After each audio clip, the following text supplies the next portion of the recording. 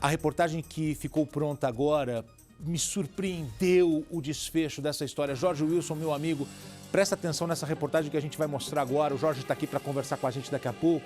O desfecho do caso da advogada Patrícia Borsato. A Patrícia é advogada, participa inclusive das comissões da OAB, a Ordem dos Advogados do Brasil. A Patrícia estava desaparecida há 5 meses. 5 meses. Aí você se lembra que nós entramos com o helicóptero ontem sobrevoando Heliópolis? Olha, chegou a informação de que o corpo dela estava no Heliópolis. A gente entrou aqui com essa imagem. Pode encher a tela com a imagem do nosso helicóptero, por favor. Ontem, na hora do almoço, nós estávamos aqui, a polícia procurando, a polícia vasculhando. A polícia encontrou o corpo que pode ser da Patrícia. E a polícia acredita que seja porque os homens que foram presos que passaram essa informação. Então a polícia acredita, aí os 2 homens que foram presos, a polícia acredita que desvendou todo o crime. Ô Gotino, mas o que te surpreendeu? O que te deixou assim estarrecido? Os investigadores afirmam ao jornalismo da Record que, na verdade, Patrícia encomendou a própria morte. Já viu um caso desse? Ela organizou com os criminosos a própria morte, inclusive ela visitou o local onde ela seria enterrada dias antes do crime. Olha, eu não estou acreditando nessa história. Não é possível. Ela queria morrer. Não tinha coragem de tirar a própria vida, contratou matadores e organizou a própria morte. Eu que já pensei... Olha, eu tenho mais de 20 anos nessa estrada. Eu falei, eu acho que eu já vi de tudo nessa vida. Não vi, não. Roda a reportagem, vamos lá. A Polícia Civil encontrou o corpo neste terreno de mata da região de Heliópolis, na zona sul de São Paulo. Segundo os investigadores, o corpo tem as características da advogada Patrícia Borsato, de 40 anos. O tênis, a calça e a camiseta encontradas com a vítima combinam com as que Patrícia usava quando desapareceu. Eu vou ser sincera para você, enquanto eu não ver um corpo, enquanto tiver certeza, para mim ela está viva. O DHPP agora espera pelo resultado de um exame de DNA para confirmar a morte. Vai ser coletado o material da família e vai ser feito o confronto para a gente ter certeza que é o corpo dela. Mas uma informação mudou os rumos desta história. Segundo a polícia, Patrícia Borsato encomendou a própria morte. Além do depoimento informal dos suspeitos presos, a investigação do DHPP aponta que meses antes de sumir, Patrícia foi detida por policiais militares porque estava com uma arma na bolsa. Ela teria revelado aos PMs que saiu de casa para cometer suicídio, mas não teve coragem. Os investigadores buscam a arma usada na execução. Estamos diligenciando para fazer isso. Tá? Praticamente, para concluir essa investigação, falta localizar a arma e aguardar o resultado do exame de DNA. O Departamento de Homicídios e de Proteção à Pessoa possuía um boletim de ocorrência do desaparecimento de Patrícia no dia 1º de março e um outro boletim registrado nos últimos meses de 2019 de que ela estava andando com uma arma sozinha durante a noite. No mês de outubro do ano passado, ela foi encontrada por uma viatura da Polícia Militar nas ruas e ela, quando viram, ela mesmo pediu uma carona para a viatura falou, não, eu te dou uma carona, mas eu quero ver o que você tem na bolsa. Quando abriu, tinha uma pistola, uma Beretta 635, uma pistola pequena. Aí ela falou para os policiais que ela estava com aquela arma, que ela queria se matar e não teve coragem. Na investigação, a polícia descobriu o último número para quem a advogada Patrícia Borsato telefonou. A mulher para quem a vítima ligou e conversou por aproximadamente 4 minutos, indicou para a Patrícia 2 homens da comunidade de Heliópolis que poderiam matá-la. Os suspeitos são estes 2 homens que aparecem na imagem, um de 20, outro de 29 anos. Eles foram presos na região do Ipiranga. Um deles, inclusive, utilizava muletas. Eles já estão com a prisão temporária decretada. Segundo o delegado, os criminosos confessaram a execução de maneira informal. No depoimento, a dupla ficou calada. Após a prisão, os 2 homens foram separados e a polícia pediu que eles mostrassem o local onde ocorreu a execução e sepultamento da vítima.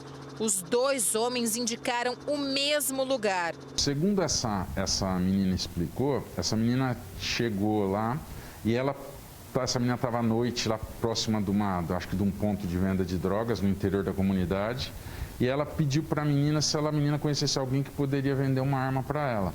A menina falou: olha, eu não tenho arma, mas eu sei quem pode ter, indicou um dos matadores.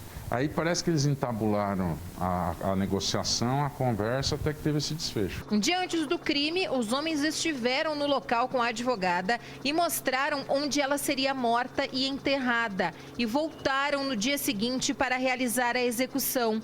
Os criminosos não contaram quanto a vítima pagou para que a matassem, mas contaram que um comprou uma moto e o outro pagou dívidas. A suspeita da família da advogada era de um crime de oportunidade. Eu ainda acredito que seja uma oportunidade, que alguém aproveitou da situação, viu? Uma mulher sozinha, fragilizada, né? Infelizmente, nós acreditamos nisso. Patrícia saiu de casa no dia 1º de março sem documentos e apenas com um telefone celular. No dia 28 de fevereiro, um dia antes de desaparecer, fez um saque no valor de R$ 3.100 em um caixa eletrônico.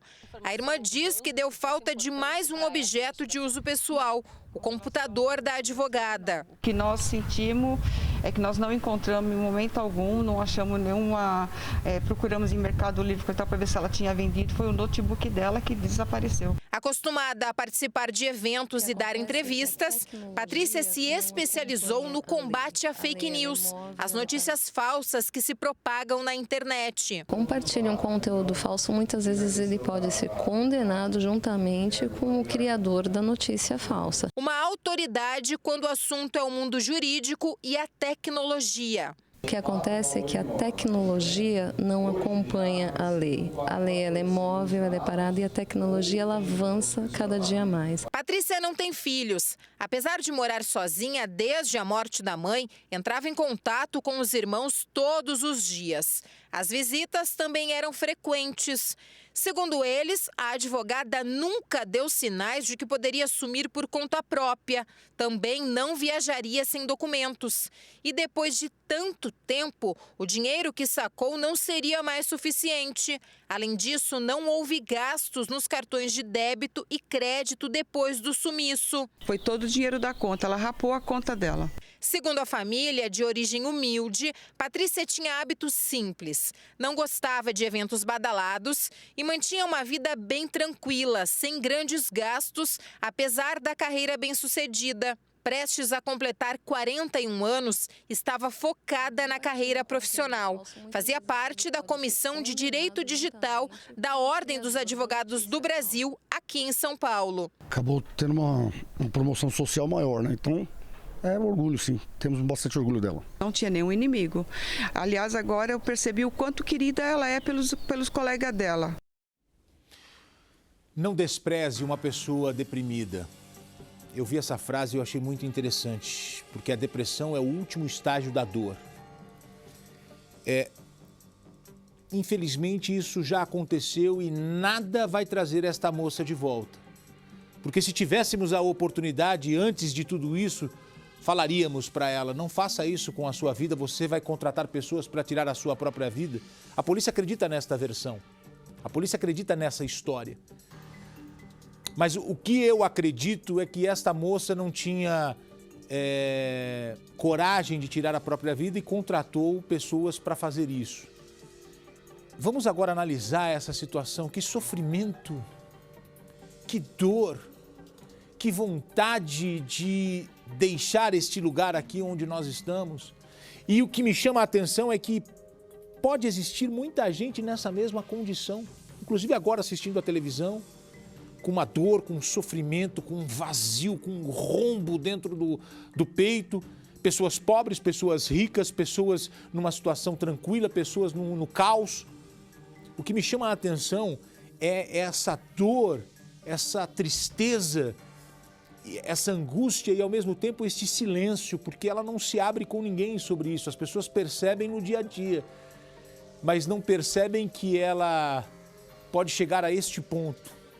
E aí quando as pessoas percebem já é tarde. Então se você está passando por isso, procure ajuda, converse, desabafe, abra o jogo, colocar para fora é importante também.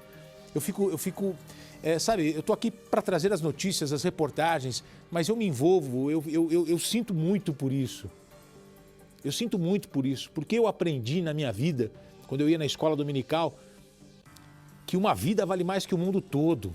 E essa moça, ela passou por tantas dificuldades, ela é de origem humilde, ela é da periferia, estudou, se tornou advogada. Você passar num concurso da OAB não é fácil. Eu conheço pessoas que tentaram 1, 2, 3, 5 vezes, só aí conseguiram. Teve gente que não conseguiu até agora. Jorge Wilson está aqui, ele é jornalista e advogado. Ele sabe bem a dificuldade que é para você passar numa OAB. Essa moça conseguiu.